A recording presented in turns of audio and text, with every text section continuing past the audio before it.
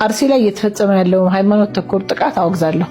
ሰላም ጤና ይስጥልኝ። አዲስ መሐመድ እባላለሁ። ጠበቃና የህግ አማካሪ ነኝ።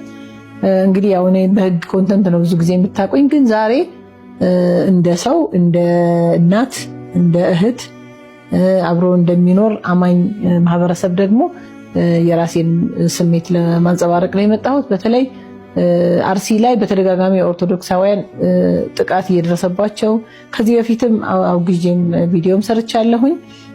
ግን ሁል ጊዜ እንዲህ አይነት ነገሮች በቃ በሆነ ኢንተርቫል በ2 ወር በ3 ወር እንዲህ እየቀጠሉ ነው ያሉት እና እንደዚህ አይነት ልምምዶች በጣም አደገኛ ናቸው።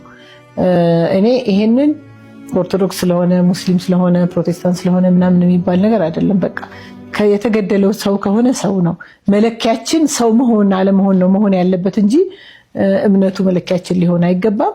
እንዲህ አይነት ነገሮች ደግሞ ተደጋግመው የተፈጸሙ ሲሄዱ ይህንን መንግስት አሁን እንደዚህ አይነት ጥቃቶችን ተከታትሎ ማውገዝ ብቻ አይደለም፣ ይህንን ጥፋት የፈጸሙትን ሰዎች ተገቢውን እርምጃ ወስዶ ለአማኙ ማህበረሰብ ማስቀመጥ ይመቻል አለበት። ስለዚህ እንዲህ አይነት ነገሮች፣ እንዲህ አይነት ትንንሽ ልምምዶች ሌላ ከፍ ወዳለ ወደማንፈልገው ትክክል ወዳልሆኑ ቀውሶች ይዳርጉናልና በጣም ማናችንም ቢሆን ይሄ ሰዋዊ የሆነ እንኳን የሃይማኖት አባት ሲሆን ይቀርና የሃይማኖት አባት የሆነ ሲቪሊያን ቢሆን ማንም ሰው ያለአግባብ ሊገደል ያለአግባብ የእምነት ቦታው ሊቃጠልበት ምናምን አይገባም።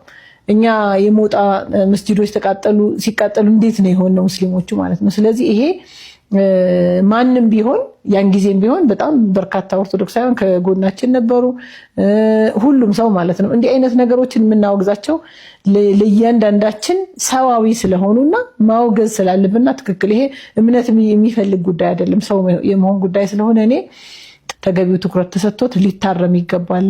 በዚህ ጉዳይ ደግሞ ጉዳት የደረሰባቸው ቤተሰቦችን መጽናናት እመኛለሁኝ። አዲስ መሐመድ ነኝ። አመሰግናለሁ።